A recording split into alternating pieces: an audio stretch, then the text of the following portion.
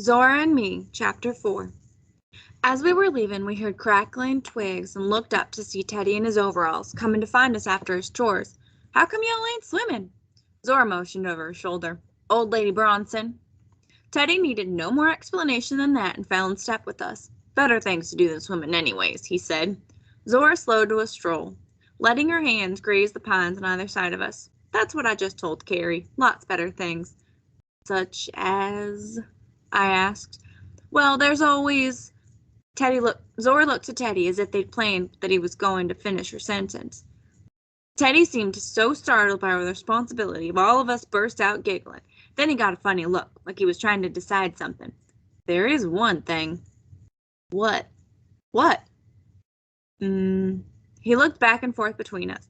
"I could show you something, but you have to keep it a secret. Folks can't know about it." The word secret got our immediate attention, and we swore oaths from this life to the next that we would never, ever, on pain of death, reveal whatever it was that Teddy knew but hadn't yet shared with us.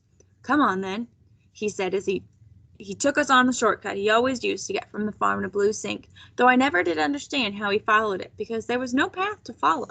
The path was in his head. He just knew which spaces to press through. "Look out for the bramble," Teddy said over his shoulder. He looked as serious as a preacher on a Sunday, and the more we begged him to tell us what we were on our way to see, the more serious he became. Still, there was something else in his grave face that made me think he didn't mind us begging and begging him, that he might even be enjoying it. Zora and I couldn't stop grinning like it was Christmas. Teddy had shared a secret like this before only twice in our lives, and each time it was something that filled us with wonder for weeks. If Teddy thought something was worth keeping a secret, then it most surely was. Teddy slithered under the twisty trunk of a big fallen cottonwood tree, and we slithered under right after him. Then he spun around to look at us with big eyes, his finger to his lips. We froze. Teddy crouched down. We crouched down. Teddy duck-walked over to a chinkapine, and we duck-walked over to it too. Teddy knelt and pointed through a hole in the branches, cautioning us with another sign for silence. We peered through the branches.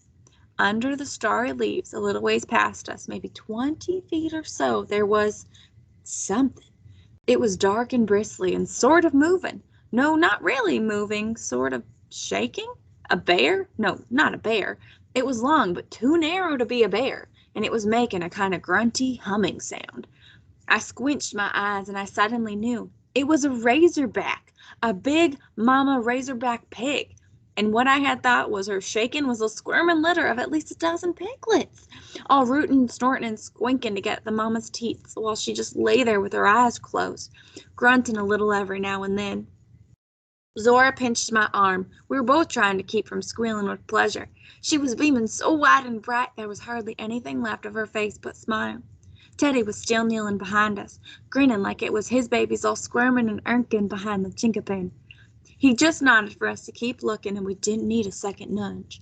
Zora and I kept watching the wondrous sight, poking each other every time one of the piglets got jostled out of place, like one of us might miss it.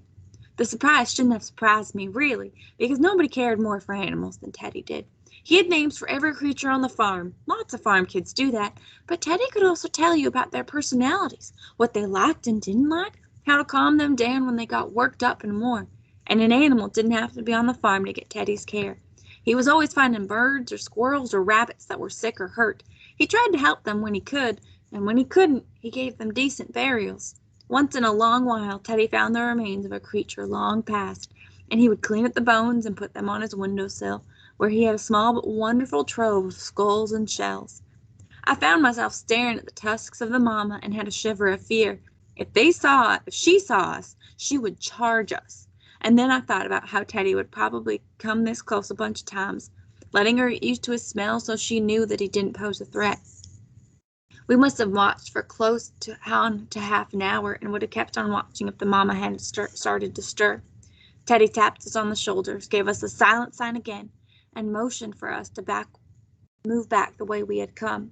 We did our best, and I guess we did okay, since the steady grunting and sucking of the pigs just kept right on going. Once we got past the bramble, Teddy figured we were far enough away to talk without worrying about waking the mama razorback. But before he could say a word, we were giving him a big old hug and just laughing and laughing. He still wore that serious look, but there was a proud little smirk around the corner edge of his mouth, too. Did you see the little running one that kept getting pushed away? Yeah, but he's a fighter, that one. He's scrappy. Why are you sure it's a boy? Well, 'cause, yeah, why? Girls can fight good, too. That's right. We pushed Teddy down onto the pine needles and tickled him so he couldn't catch his breath, much less fight back. Though now that I think about it, Teddy could always fight back when he had to. I guess he just didn't want to. And really, we weren't trying to show him what good fighters we were. It was that we had so much joy in him.